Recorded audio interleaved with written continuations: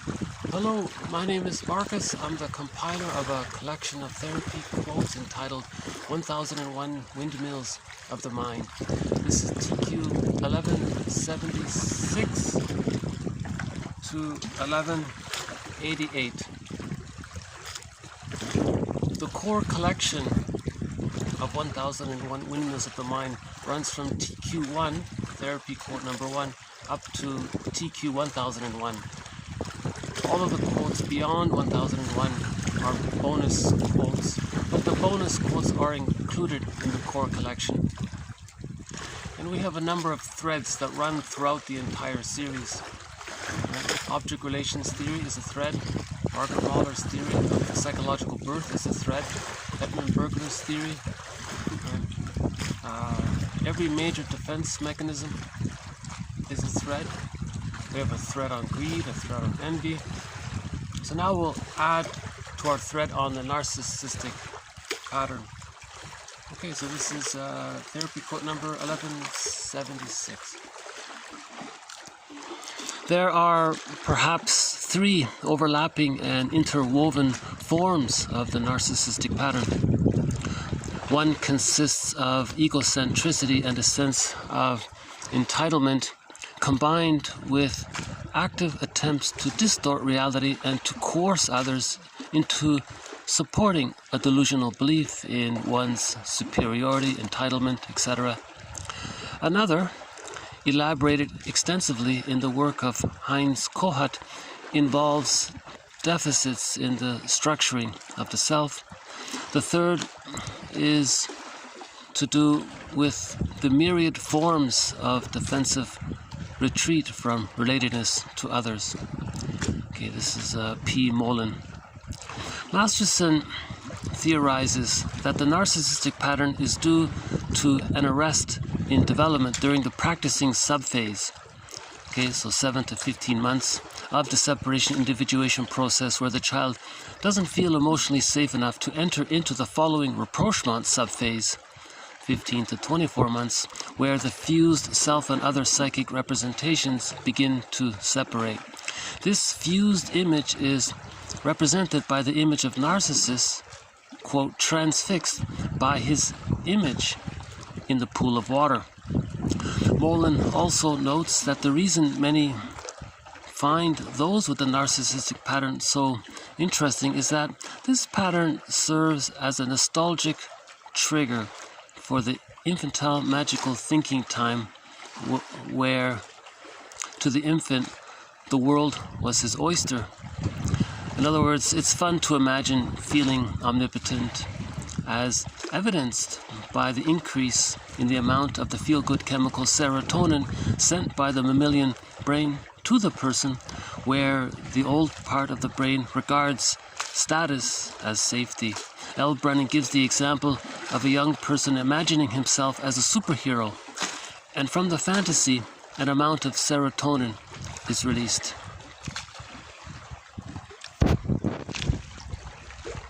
So, the main idea about the narcissistic pattern comes from Masterson. So, just briefly again, with the biological birth, the biological birth doesn't automatically, there isn't the psychological birth. The psychological birth doesn't take place automatically with the physical biological birth. The theory is that it happens a little later on, and that the baby goes through phases. So, because human babies come out of the womb too early, the mother bonds to the mother in a symbiotic way. That's called the stage of symbiosis. The baby doesn't know where he ends and his mother begins. He even thinks that the mother's an extension of him, and the mother is this giantess in the nursery, and he's special, and he's bonded to her, and he thinks he may be her, and he doesn't know who's who and what's what. So the theory around that is that in the womb, the baby had all of his needs magically met. So he thinks it's all about him. He doesn't really know that there's a him and someone else meeting his needs. He just thinks it's him and his needs are met. Now in the extended womb, after birth, that sort of continues. The baby thinks it's all about him. He has a need. The mother is attuned to the baby's needs, and the mother meets the needs, just like in the womb, the baby's needs got met. Right? So the baby still thinks that it's all about him. Right? And that's called the stage of symbiosis. So that the image of the self and the image of the other are fused. They're one. Right? Now, around 3 months, the baby begins to metaphorically hatch out of the symbiotic egg, leading towards the psychological birth. Now, when the baby, this hatching out of the egg process is gradual, and it takes a long time. Now, from 7, so he begins to differentiate. So the symbiosis, the beginning of differentiation, and then from 7 to 15 months, the baby's practicing leaving the mother, but he's still psychologically fused with her. Now, when he's fused with her, the world is his oyster. Now, with locomotion, the baby's running around, he still thinks the world is his oyster. Right? It's all about him, he's entitled. Right? Now, if there's arrested development there before the age of 15 months, that's the narcissistic pattern. Right? Now, what normally happens after 15 months, the baby gets a better sense of differentiation, that he and his mother is separate, and that the world out there is not always going to meet his needs. So the child panics, runs back to his mother during the rapprochement crisis. Hey mother, there's this world out here, can you support me? I want to build some self-esteem here. So the mother is then like a cheerleader. That's called communicative matching, and that builds the child's self-esteem. So when the child returns to his mother for emotional refueling, he doesn't want to regress to the stage of symbiosis. He wants mother's understanding and support for that. That's the rapprochement subphase. But if that doesn't take place and the child is fixated before the age of 15 months, the theory is, so one theory is, that's the etiology or the psychic structure of the narcissistic pattern, where the child didn't get to differentiate out of the fusion with the mother. Right? So the image of the other is now omnipotent, the image of the self is special. Now they're fused, so he may think he's omnipotent and he's special all the time. They have a strong sense of entitlement. Now this quote here adds, to preserve this, they have to coerce others to believe this, to support this. Right? And he has to distort reality for himself and for others that this is the case. And he's very insistent about it. Right?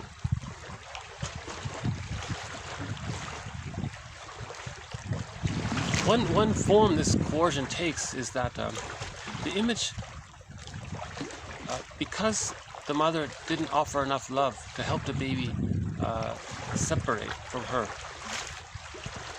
the baby regards that the mother is being rejecting and refusing and frightening, and the baby thinks the mother is using the child, exploiting the child, using the child to meet her needs. That's very painful for the child. So the child thinks unconsciously that the mother is the aggressor. He doesn't believe that, but in his unconscious he's bonded to the aggressor. The more rejecting the mother is, the more the baby's bonded to the mother, the more the fusion is. So now this self-other psychic structure, we can also regard it as the aggressor and the victim. Now, a person with a narcissistic pattern may be rude to someone else, but they will think that they're the victim because self and other are fused. Right? So that's why it's more clearly seen with the person with the hostile provocative pattern. It's more visually seen there. Now, a person with the hostile provocative pattern, they didn't get enough symbiotic needs. Their fixation took place earlier. A person with a narcissistic pattern, they got their symbiotic needs met, but they're stuck there. A person with the hostile provocative pattern, one quote was that they were prematurely ejected out of the egg, and that's damaging. The baby needs enough symbiotic needs met. He needs to get his symbiotic needs met in order to properly hatch out. If he can get his symbiotic needs met, he's very angry. That leads to the hostile provocative pattern, or the bully pattern, right? The aggressive towards others. So one quote around that is that they're trying to communicate that they didn't get their symbiotic needs met. So when someone is being sort of rude like that, they're trying to say that when they were a baby, their mother didn't offer their fusion. So in the repetition compulsion, they're trying to replay, reenact what happened in babyhood time. So they want someone else theoretically to fuse with them. But no one in the present can be that person's mother and travel back in a time machine and fuse with them. So that's why the idea is that they're communicating. So when there's a trauma, there's repetition compulsion. He wants to repeat, reenact, relive, redo to see if he can get a better outcome. But it can't be done after the age of 5. So now we get into the Sisyphus thing, and he can spend his whole life being aggressive and rude to others, and no one can be his mother and meet his symbiotic needs met. It's impossible. It's impossible. But he's trying again and again. So that's the Sisyphus loop. Right? Now, that person with hostile provocative attachment style, and also a person with the narcissistic pattern, they may be, let's just say, rude to someone else. But as they're being rude to someone else or devaluing towards someone else, now remember, when the mother was, the baby feels that he was devalued for not getting enough love. So he identifies with the aggressor. Now later on, he devalues others. Okay, so now when that person devalues others, right? He's caught in the repetition compulsion of saying that he's doing to others what his mother did to him. Now at the same time, to coerce others and to maintain this psychic structure, because he doesn't have enough internal love to heal the splits. He's stuck there. So how does he maintain this psychic structure? He flips back and forth between the image of the self and the image of the aggressor. So he can be the aggressor and constantly say that he's the victim. While he's being the aggressor, he pronounces that he's the victim. And that's why he's the aggressor. So he's stuck in this loop, this symbiotic fusion there. So a lot of people with these patterns are called crazy makers and so on. We have a quote about this coming up as well.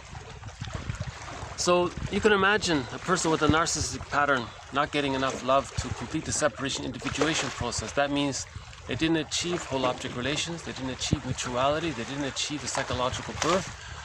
And if one doesn't achieve the psychological birth, they don't have access to the real self. So all they have is this defensive structure, this fusion with the mother. All they have is identification with the aggressor. All they have is to do to others what the mother did to them, and then to rationalize it, and give the appearance of rationality, and so on. So that just adds, it's hard to summarize the whole theory in one little quote. That's why it's a thread. I highly recommend the whole series, because if you follow each thread, each theme becomes more clear. Now in this quote, a second version of the narcissistic pattern is this Kohut theory. The baby wasn't seen, the baby wasn't held.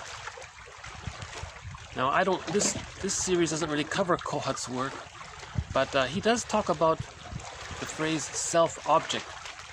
The word self and the word object are one, to indicate the fusion between the self and the other. So that person is always looking for someone else to be their self-object. Right? Just like the mother who used the child to meet her needs, the baby was used as a self-object for the mother. The baby identifies with the aggressor and now wants to use others as a self-object. A self-object is someone who's just there to mirror you and comfort you and agree with you and be fused with you. Right? But he's trying to be seen and comforted, but it can't be done after the age of 5. So again, repetition compulsion. The work of Spotsnick?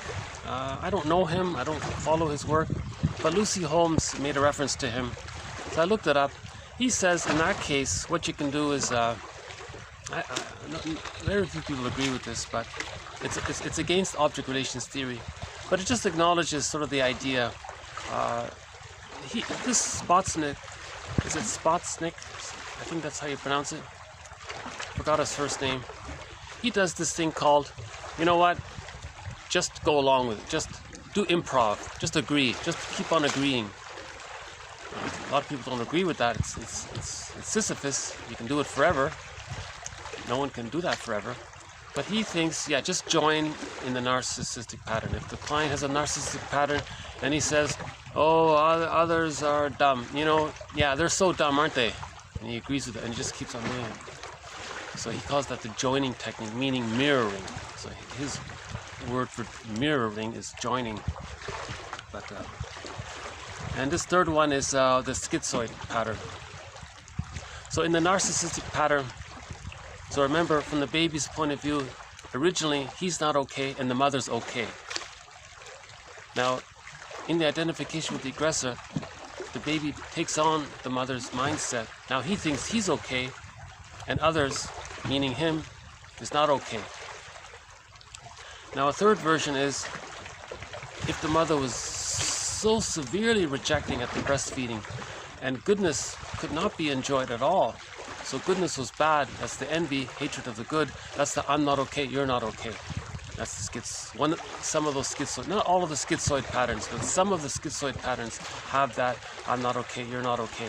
For example, that Iago character. Again, on the Enneagram, if you read the Unhealthy Five, they talk about that one. Okay, so just three sort of little thoughts around the narcissistic pattern. Okay, one is that the arrested development took place or takes place between 7 and 15 months, where the child still thinks the world is his oyster and he's stuck there. Another one, the idea of the self-object, the Kohut one. He wasn't seen, he wasn't held, so he uses others as a self-object. And the third one is the third one was covered. That there is a thread on the schizoid pattern, mainly by the work of Harry Guntrip, one of Fairbairn's followers. So that's in the core collection. Now, one little added element to this is that we said before that the brain takes orders from the mind, but not completely, but in part. So if the mind structure is that of the identification with the aggressor, the one-up position, okay, from the mammalian brain's point of view, means safety.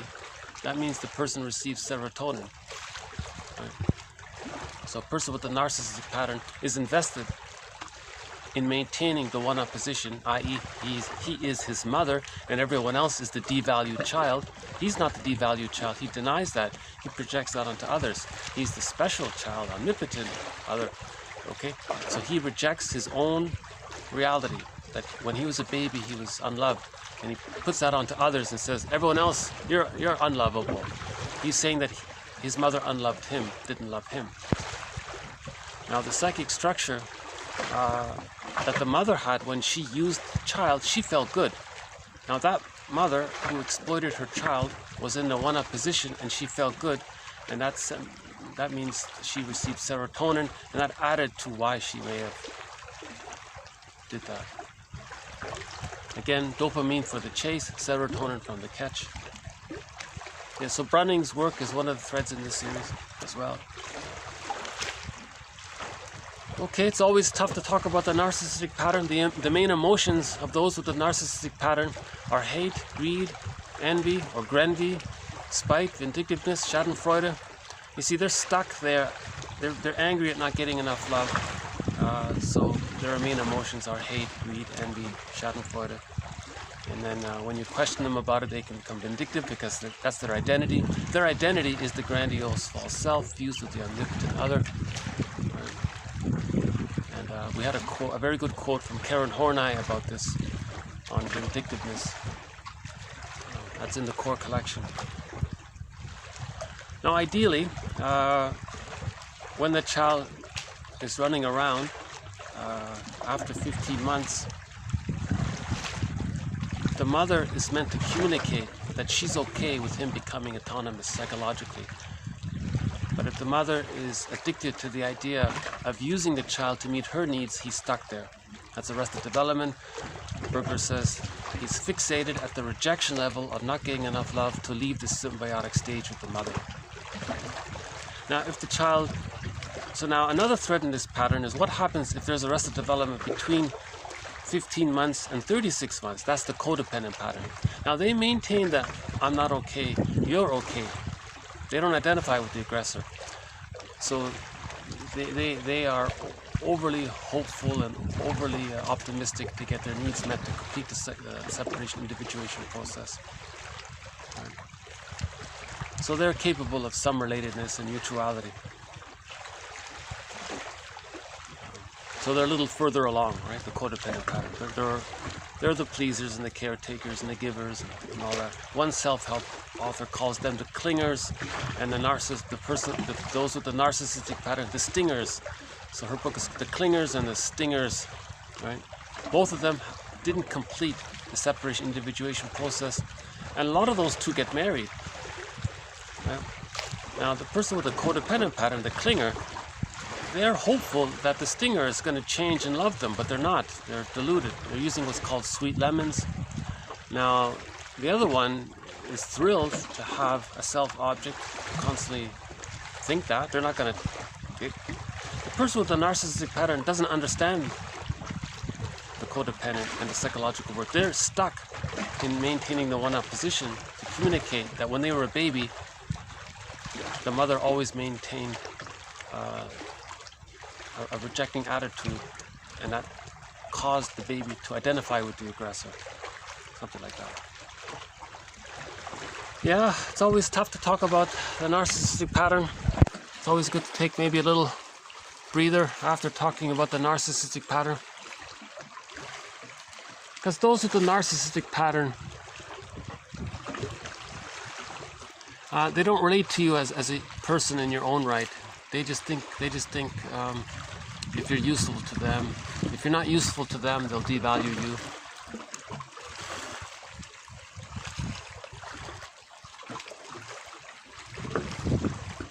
And all of their life force, all of their energy is devoted to preserving their false self-image, their grandiose image.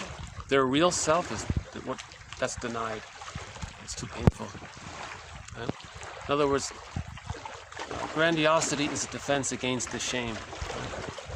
So they deny the shame, put it out onto others, and they need to see others in that shamed role because they can't face the pain that they were put in the shamed role by the mother. And now they identified with the mother.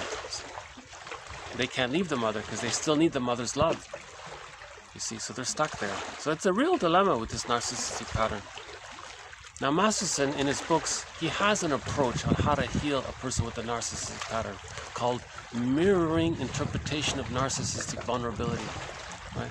This is a way for the therapist to connect and to help him. I'm not so sure about this spot stick method and this Kohut method of mirroring and joining and all this.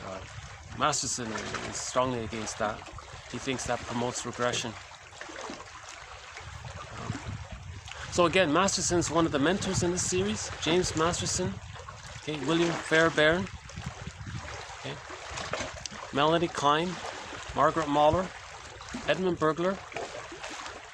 Okay, is that 6? Edmund Burglar, Karen Horney, James Masterson, Melanie Klein, Margaret Moller, and William Fairbairn. That's 6, right? Now Robert Bly makes a guest appearance. So again, this whole series is about object relations theory. See, Masterson kind of synthesizes object relations theory, so he's truly a leader in this. Karen Horney is the humanitarian. Edmund Burglar, he sort of covers areas that the others didn't cover. Okay, let's move on to the next one here, 1177. Ferenczi introduced the concept and term identification with the aggressor, in which he described how the abused child becomes transfixed and robbed of his senses, while identification with the aggressor begins as an automatic orgasmistic process. With repeated activation and use, gradually it becomes a defensive process. The aggressor and victim self-states interrelate in the internal world. Okay? So there it is there. The aggressor and victim self-states are fused and they interrelate. That's why, again, as mentioned, the person can be rude to another, let's say, and he believes that he's the victim. Now, because he thinks he's the victim of the other, now he's justified in being rude to the other. and he constantly thinks he's the victim. So there's a secondary delusion going on, and he's aggressive to convince others of the rightness of his secondary delusion, right? So he'll use logical fallacies, equivocation. Rationalization is the appearance of rationality using false logic. The best way to tell a lie is to include a few crumbs of truth to it.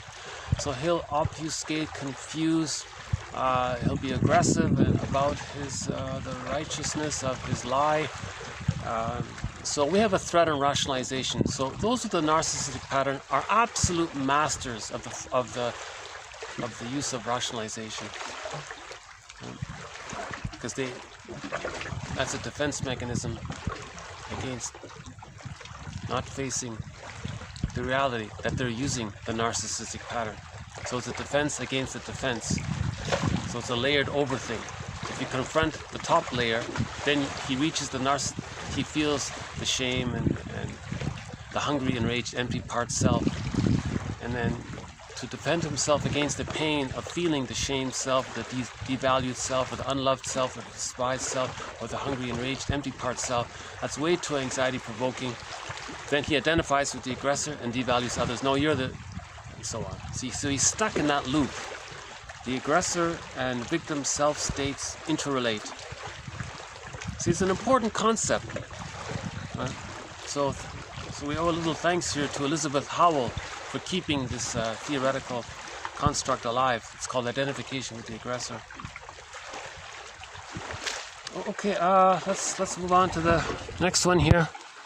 A number of parents feel betrayed by children who simply want to be who they are. Those children who often become compliant extensions of needy parents dare not realize how they are being robbed of their authentic existence. The parents that Alice Miller so ably depicts in her book Prisoners of Childhood and her other book For Your Own Good view their children's efforts to separate from them physically or psychologically as a betrayal to be countered by withdrawal of love or other forms of psychological manipulation. Okay, the past couple of videos talked about the Jocasta style of mothering, so I won't go over it again. One of the threads in this series is the Jocasta style of mothering. This is the woman who parentifies her child, uses her child as a self-object, wants the child to meet her needs. So the slogan here is, mothers are there to meet the needs of their children, not the other way around. If it is the other way around, that's called the Jocasta style of mothering. Now let's say the child wants to separate. Okay? That would be the rapprochement subphase. The symbiotic phase, the mother accepts. The practicing phase, that's okay. But the rapprochement subphase, where the child wants to psychologically reach the psychological birth, the mother says, you're betraying your mother. So now she's going to withdraw her support. So Masterson summarizes it by saying, the mother rewards regression, but withdraws her libidinal supplies for autonomy. Okay? So this is another way of saying it. So it's an interesting concept that a mother will say that she feels betrayed if the child becomes psychologically autonomous. The mother made a deal with the child, but you be dependent. You can go to school and get a PhD, but psychologically you're fused. Right? You can even marry, but you have to be fused with the mother. So the mother wants to preserve her symbiotic needs with the baby. You see, and when these children grow up and become adults and have children of their own, and they start to symbiotically differentiate from their parents, that's when the parents get psychosomatic symptoms. Okay, the next one here. Some authors think in terms of and find the term relational trauma more helpful than developmental trauma. So it's a narcissistic injury to say that a person with a narcissistic pattern has arrested development, a developmental trauma, right? So he says, well, you just change it, just call it be diplomatic, let's call it a relational trauma. Right? A relational trauma. That sounds softer, doesn't it? So the therapist might say to the client, you have a relational trauma. Oh, okay. What about it? So there's some openness. If you just say you have arrested development, I'm arrested development. No, I'm superior. I'm superior. He's gonna advocate for his grandiosity. So you can't let go of that, right? So they're synonymous basically. A relational trauma is the cause of developmental trauma. A developmental trauma is a relational trauma. So it's the same thing. It's just interesting that we have that wording there. Okay, 1180. Transference posits that people have a relational template based on past experiences. Okay, so another thread in this series is the idea of transference. That's when we project or transfer the living past into the present. And then we reenact, relive, replay, redo, right? Coax others to play the role of the parent. So we're transferring the past into the present. So how did the child interact with the parent in the past? It was not satisfying, it was painful. Now they replay that in the present, they transfer all that into the present. Okay? So that's a relational template. That template, that schema, that traumatic script that they learned in the past, they're going to bring it in the present. The positive intention is to communicate what their childhood was like. So the therapist says, what you're doing with me here in the present, you're showing me what your childhood was like. Oh, is that what I'm doing? Okay, healing is making the unconscious conscious. This transference and transference acting out, okay, that's unconscious. So the interpretation makes the unconscious conscious. Right? So you add one more to the idea of transference there. We started a new thread in the bonus material called NTR, Negative Therapeutic Reaction, where in the therapy process, the client should be getting better, he should be healing, but something happens and he gets a little worse temporarily. So what happened? It's called negative therapeutic reaction. It's an odd term. I don't know why they call it that. It might better be called, things getting worse just when you thought and expected things were to get better. Anyways, they call that NTR. And we had a few theories around it. One is that the unconscious guilt is so great, the person can't separate and become autonomous. They're way too bonded. They're way too loyal to the rejecting image of the frustrating mother. So that hasn't been dealt with, right? All of the self-despisement, that didn't get dealt with, right? And we had a few others. So we'll add one more here. Okay, transference defense. Just as the client would be expected to arrive at a certain insight out of the material that is being presented, there suddenly appears instead a powerful transference reaction. Because that would mean separating from the mother, but the mother didn't allow the separation. So the therapist thought therapist offered a good interpretation, and you think the client's going to get it. He's intelligent, he's going to get it. Nope. He acted like the child situation. So he got triggered. Getting better triggered the abandonment depression, which triggered the acting out.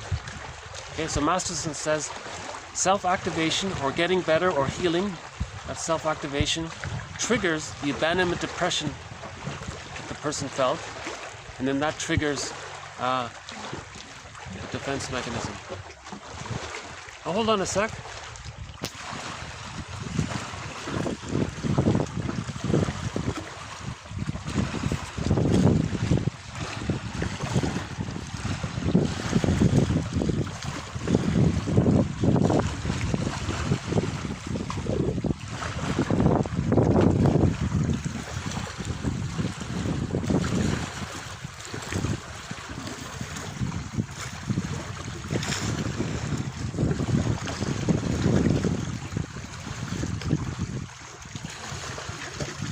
Yeah, there's a...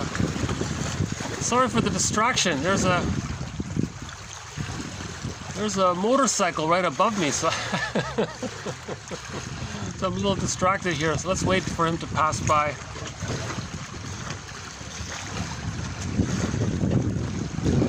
Or it might be one of those, what are they called again? All-terrain vehicles, ATVs or something. Or sometimes, I don't know if you can hear it through the water. So hopefully he'll just drive on by and we'll continue with our video here.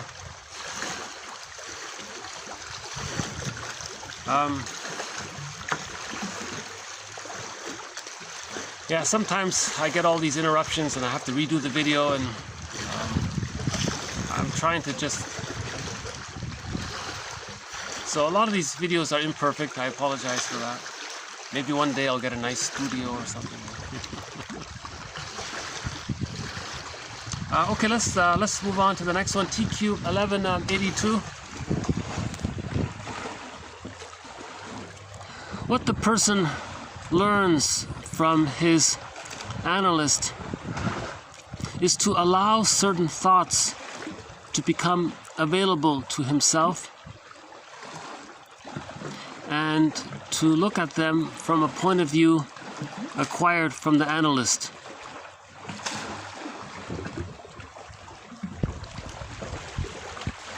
Okay, so this follows up from Bergler's quote. He said that you are your own therapist for 23 hours of the day. So for 1 hour, you have a therapist there who's helping you.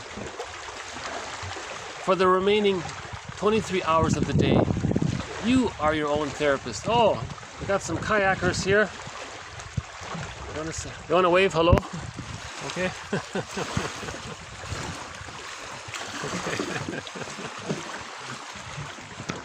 That's nice, yeah. Yeah, that'd be fun to do, to kayak. That's a wonderful sport. It's very relaxing. That's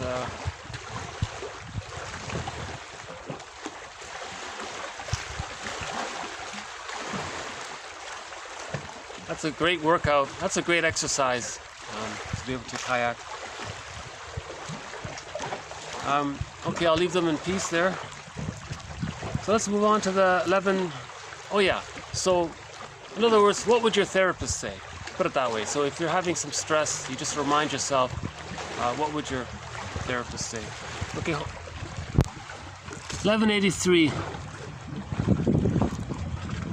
We define self-analysis as the capacity to observe and reflect upon one's own behaviors, feelings, or fantasy life in a manner that leads to understanding the meaning of that phenomena in a new light.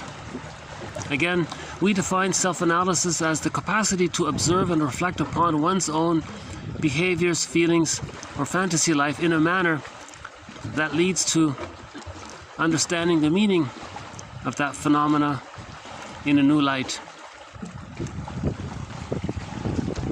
Yeah, that's a good one. So we reflect on our thoughts and feelings. Now this reflection, we understand things a little, we upgrade it, we upgrade our understanding, in other words. Okay, the next one here. If the client could become aware of her, quote, living past in the present transference, she could be on the way to a cure. No longer would she be in the grip of the past, but she would be able to see her actions and feelings for what they were. Through acceptance and analysis of transference, psychoanalytic therapy aims to accept feelings of dependency, but to use them so as to enhance the client's autonomy. This may be compared to the Brechtian theory of theater. Okay, the audience has to be enthralled, but also to be reminded of the artifice which has evoked their thraldom.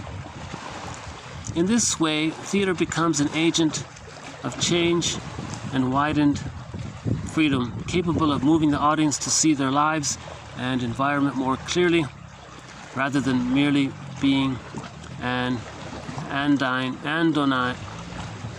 anodyne escape from immutable miseries.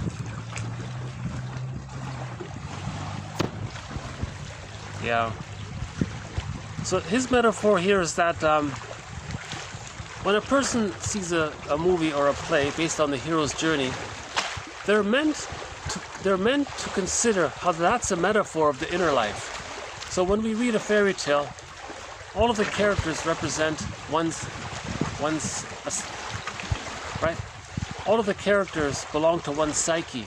So when you're reading a fairy tale and you're relating to these characters, you're doing two things. You realize this is imaginary, but it connects to something, to your inner world. Right? Now, in the transference, he's doing something similar. His internal theater, his relationship template from the past, he's going to recreate a theater in the present, and he wants to be aware of it. So he's reliving his past, but you want to be aware that you're reliving the past. Just like in a theater, you're aware that it's archaic. What do you say here? It's an artifice. You're aware that it's in the past, but it's something to teach you and it's to help you. So it's something like that. So I'll just leave that there.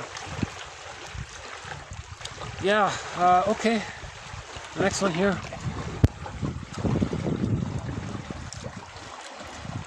Our treatment goal is to try to change the inevitability of action to the possibility of reflection via representing what was previously unrepresentable.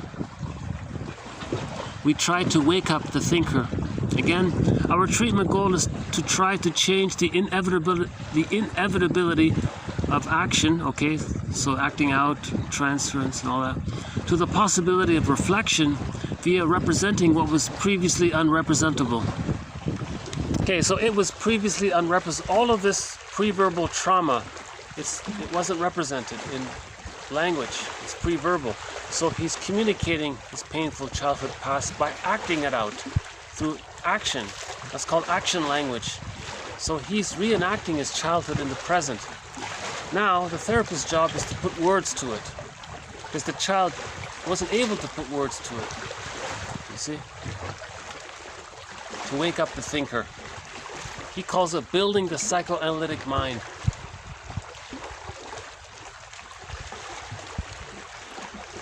Yeah, sorry if I seem distracted. I hear this motorcycle in the background.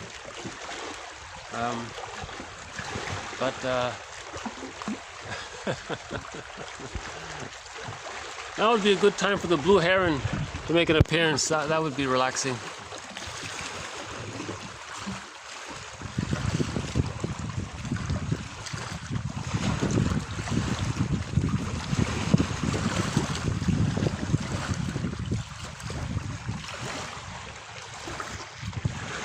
It's sometimes hard to make videos outdoors, especially in the summertime. You know, people are enjoying their recreational sports, and I try my best to find a little secluded spot, but geez, even here I've got motorcycles and things, but I may have to change myself. Yeah.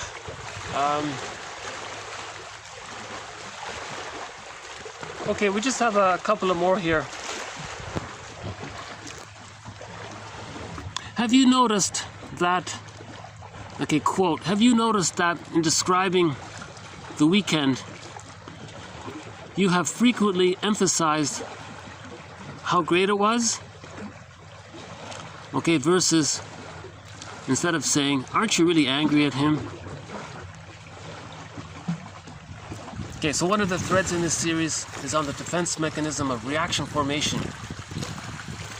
You don't want to admit the truth about something, so you talk about it in the reverse. So this example was the person didn't enjoy his weekend, but he doesn't want to admit it for some reason. So all he does is say how great the weekend was. It was so fantastic, and he has these over-the-top superlatives of how great the weekend was.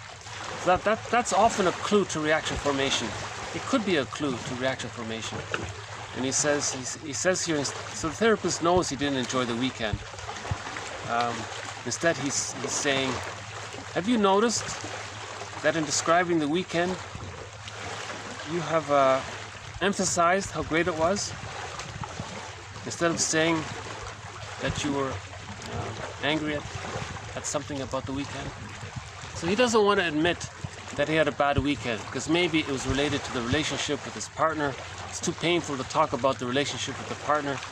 So he uses what's called reaction formation. So anything you want to say, anything you believe, anything you wish, anything you like, it's too uncomfortable. Sometimes we express it by talking about it in the reverse, and we're not aware of it. That's called reaction formation, sometimes called counterphobia.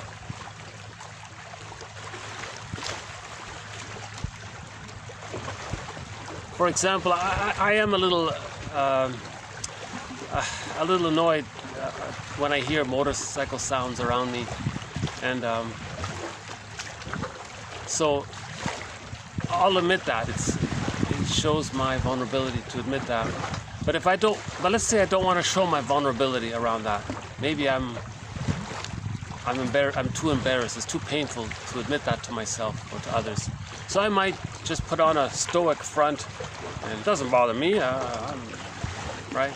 And be very machismo about it, and be tough about it, and that kind of thing. So an I statement is, when I go to the effort to find a nice place and settle in, and then suddenly there's a motorcycle, and then I move, and then it happens again, I move, and it happens again, and it happens like 3-4 times. I think at some point I do feel, annoyed by it, and because I look forward to presenting this material. So I guess that's an I statement. When I hear, so when these things happen, maybe I'm reminded of maybe when I was a child, I wanted to do things on my own, and maybe there were interruptions, and it bothered me. And maybe when there are interruptions in the present, maybe it reminds me of when I was interrupted in the past as a child. Maybe I wanted to play or something, and maybe the mother got jealous and said, "No, don't leave me. We have to stay, right?" So maybe there's something like that going on. So I'll think about it. Okay, we got two more left here. 1187.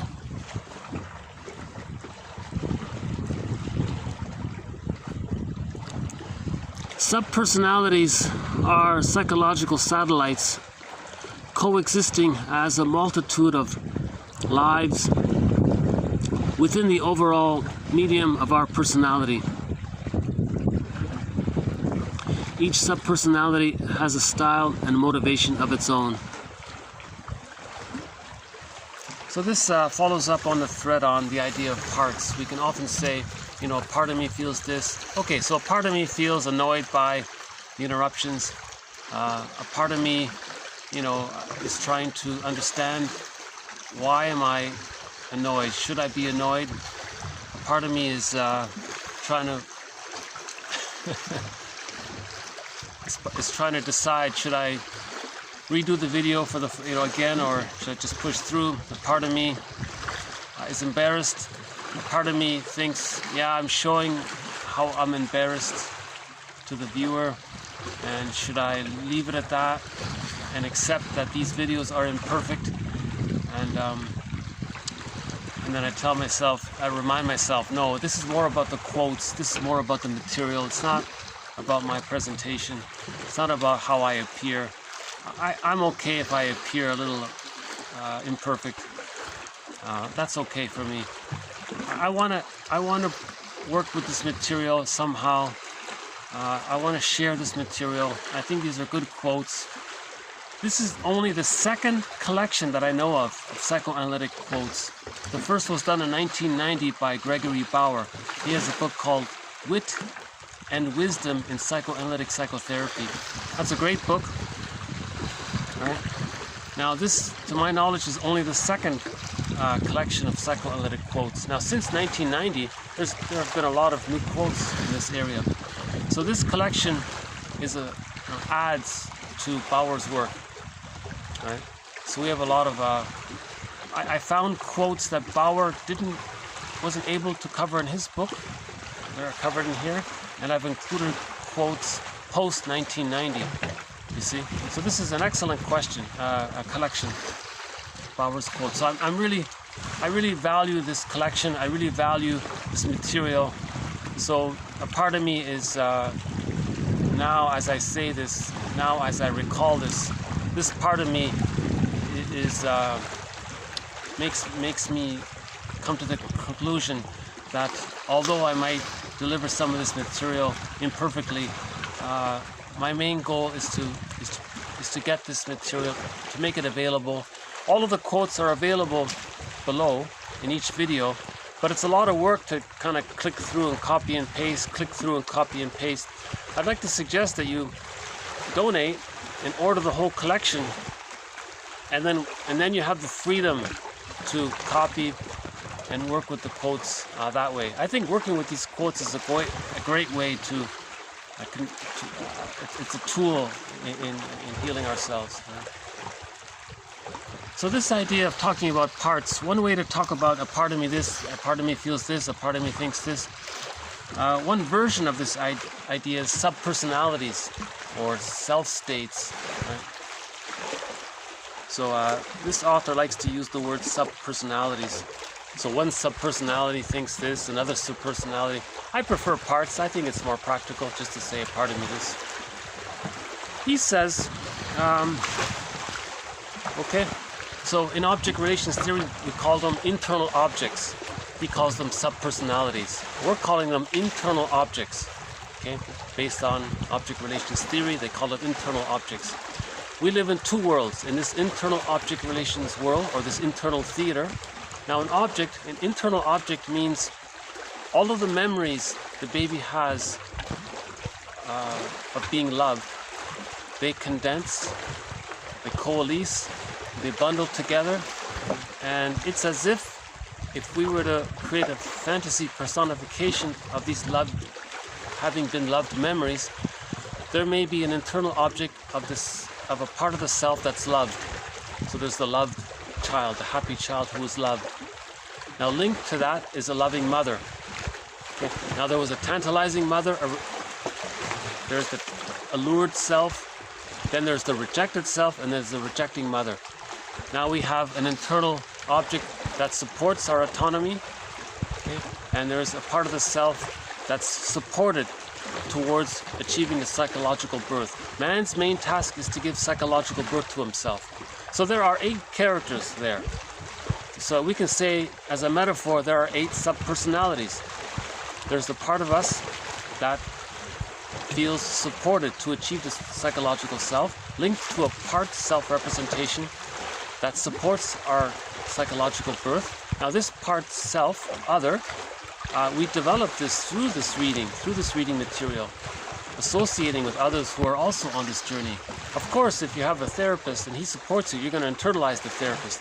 So you have a cluster of memories with a supporting therapist.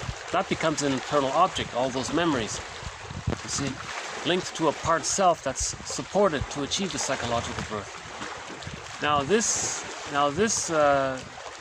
dynamic duo there, they're going to help heal the splits. Right? So the image of the other as being loving, enticing, rejecting, we want to bring them together to achieve an image of the mother as being an ordinary person caught in her existential dilemma. She was loving, she was frustrating, we're okay with that. We accept her as a human being, you see. And along with that, reparation of the other leads to reparation of the self.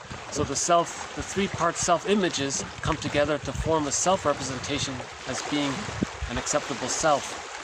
Okay? That's called whole object relation. Now when we achieve whole object relations, okay, all of that life force that was that was bonded to the frightening image of the mother, we can decathect from the rejecting image of the mother and reinvest that energy into the self-representation. That's called a psychological birth. Man's main task is to give psychological birth to himself. The mosquito is one of the companion animals in this series. Right? So he says here, this comes from just a self-help book called What We May Become. He has an exercise here. He says, you know, maybe if you go for climb a mountain and imagine you're climbing with your inner child of the past. So support your inner child of the past. Or attend a Tai Chi class and bring your inner child with you. Tai Chi is a beautiful, graceful exercise program. The exercises enhance range of motion, flexibility, and balance. One can practice Tai Chi at any age. As with yoga, part of the exercise consists in focusing attention on the fluid movements, thus releasing stress.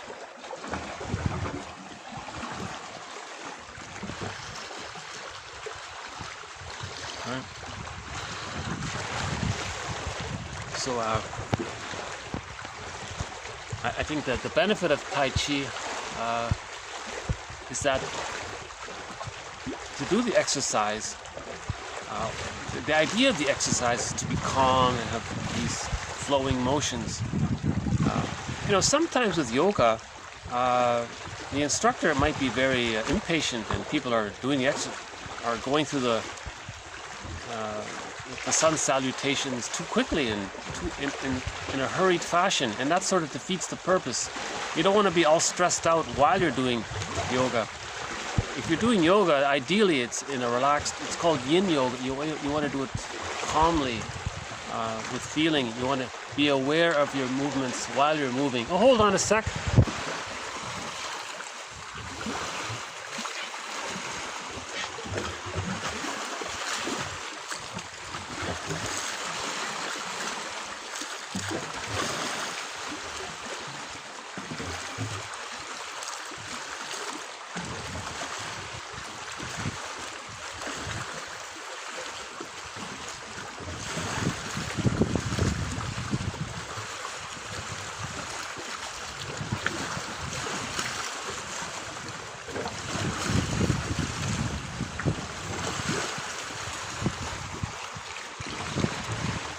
Yeah, I believe that was the heron.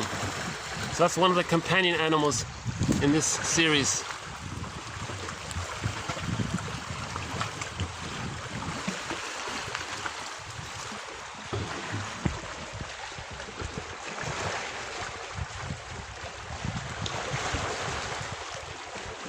Yesterday we had a quote: "The serene, inexhaustible fullness of being." You know, I think Tai Chi promotes that, you know. So it's a beautiful, graceful exercise. See, I like Tai Chi because the Tai Chi instructor, he has to be calm himself. There's no such thing as a rude, aggressive Tai Chi instructor. But it is possible to find a rude, aggressive yoga teacher, you know. Some comedians, I just saw a comedian make a joke about that, and how the yoga instructor was shouting and was very angry and do this pose.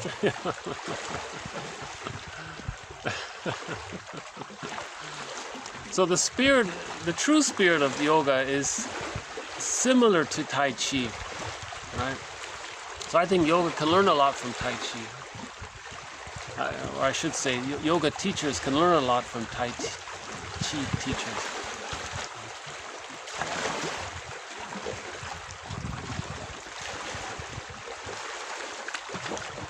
How are we doing here? 1 hour? Okay. Okay. So we covered some pretty good quotes here. You know, some videos I think are quite strong in the material. Some collection of, you know, this is why I offer at least a dozen quotes. I want at least one of them to be, to be worthwhile for the viewer.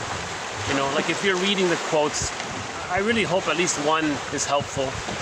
I don't expect all of them to be helpful. You know, so that's part of the reason for the abundance of quotes. Okay, let's maybe we'll wrap it up with a song here. You know, I was thinking we haven't played Brian Andre in a long time. So Brian Andre sings in the language, in his first language, Inuktitut. Brian Andre. There are a lot of wonderful musicians who sing, Inuit singers in their language. So we've played Beatrice Deer and Ili Sapi and the band Kashtin, Claude McKenzie, and we've also played 2 songs from Brian Andre. So I'll just we haven't played it in a long time. So let's. This is called Nepe Titi by Brian Andre. The last name is Andre, A-N-D-R-E.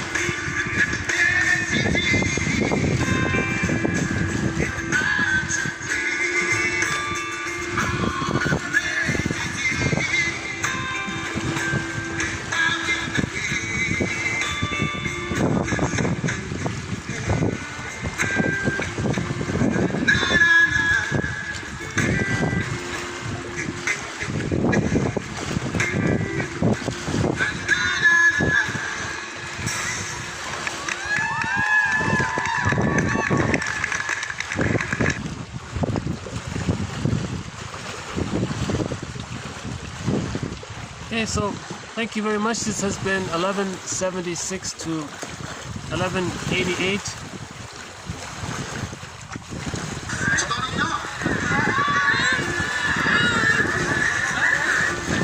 Why don't we close with our theme song here? Hold on. Oh, it's all asleep. That's okay.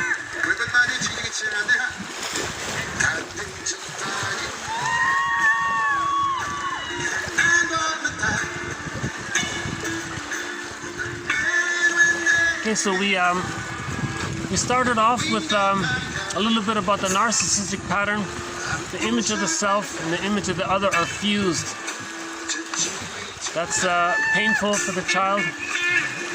The child interprets that as being unloved.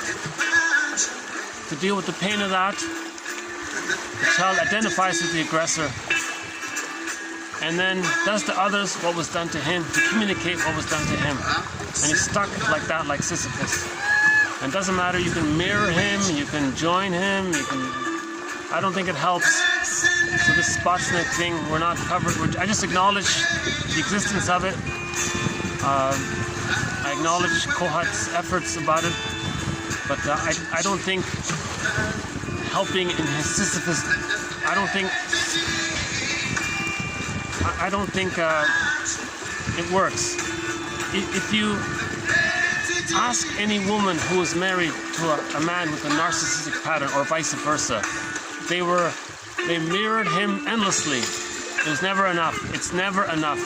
You see, it can't be enough. It's impossible. No one can travel back in a time machine to get the love that was needed.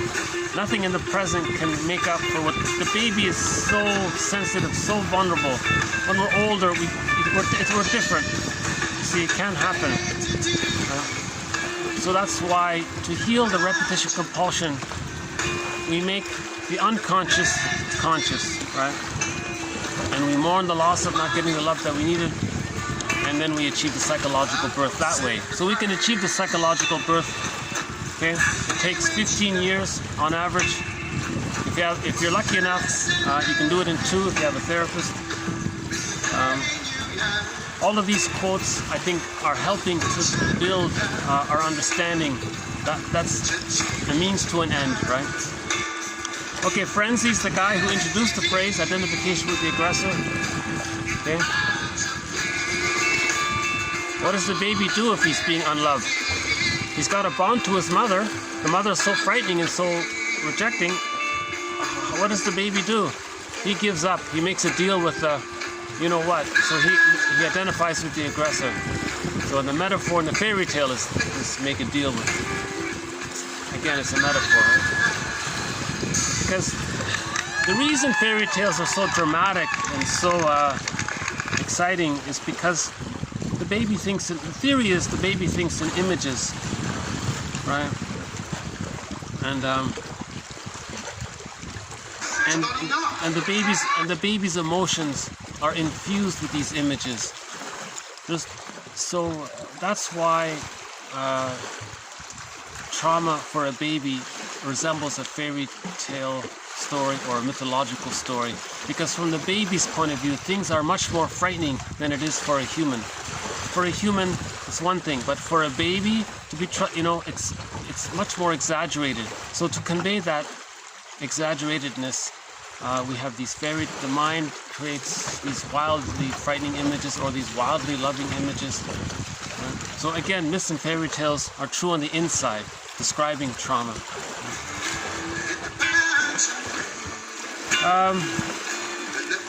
Some mothers regard the child's growing autonomy as a betrayal. So the mother withdraws her support. That causes the arrested development. Okay, a new term here. Instead of developmental trauma, sometimes we can say a relational trauma. It does seem softer, doesn't it, to say a relational trauma. Now one more on transference. So we have new jargon here, the relationship template. So we've had the traumatic script, the schema. Okay, now we've got relationship template. Okay, yeah, negative therapeutic reaction. You think the person's gonna achieve an insight, but that's self-activation, that's healing. That triggers the abandonment depression.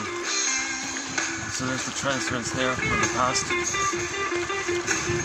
Okay, what would your therapist say? So if you're in a certain situation, just ask yourself, what would your therapist say?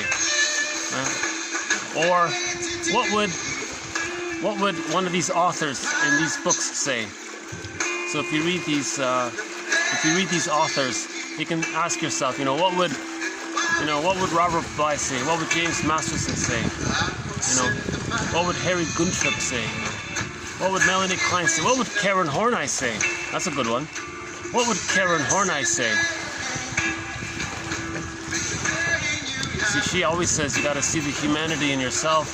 You got to see the humanity in the other person. You got to keep it at I'm okay, you're okay. And you do that by trying to understand the person. When you're judging and labeling, okay, the stress. It's the stress that's making you do that. So, self-analysis. Okay, see things in a new light. The idea that when we repeat the past in the present, it resembles going to a theater and watching, a story like Peer Gynt on stage, or any dramatic story.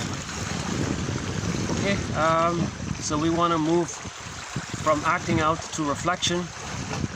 We either repeat and don't remember, or we put words to it and remember. Reaction formation, and what about that? The woman was angry at her husband on their holiday, but she doesn't want to talk about it. So with the therapist, she says, oh, the weekend was so great. And she's not aware that she's really angry at the husband. So that's interesting about that. One example about it. Okay, we often use the idea of parts. Part of me this, a part of me that. Or we can say, one of my yeah, it doesn't work for me, this idea of sub-personalities, but okay, and we ended on the idea of Tai Chi. Imagine bringing your inner child to a Tai Chi lesson, and see yourself as a child enjoying the Tai Chi lesson.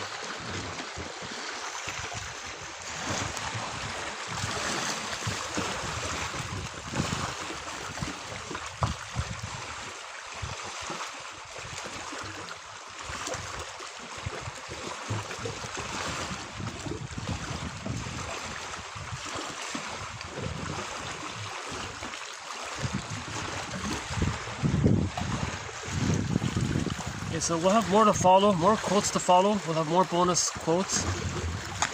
All of these quotes are posted below. And again, you can get the whole collection through the GoFundMe page.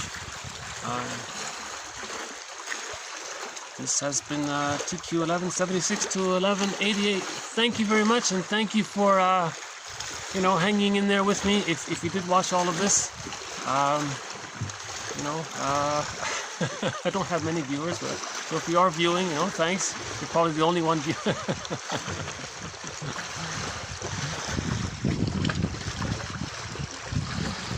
That's how much I believe in this material. I think these are good quotes.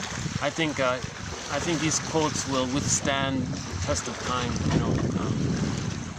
Some of these quotes are 100 years old, and I'm posting them 100 years later. And I think in 100 years' time, some of these quotes will still be around. So there's some. I think it's good to think about these quotes. Right? So if we healed, so at the bottom line is we want to heal the over-reliance of immature, infantile defense mechanisms, splitting, projection. Remember, projection is the vehicle to make the unconscious conscious. Project identification, coaxing others. So, communicating to others our childhood through the acting out. So, a lot of the reaction formation, a lot of these defense mechanisms that the child temporarily uses between birth and 3 they all get it resolved by the age of 3. Right? So we want to, healing is to resolve them. Right? So in other words, we want to heal the splits. Forgive the mother, forgive the father. That's healing the splits. That achieves whole object relations. That achieves psychological birth. Okay, on that note, thanks again. Bye for now.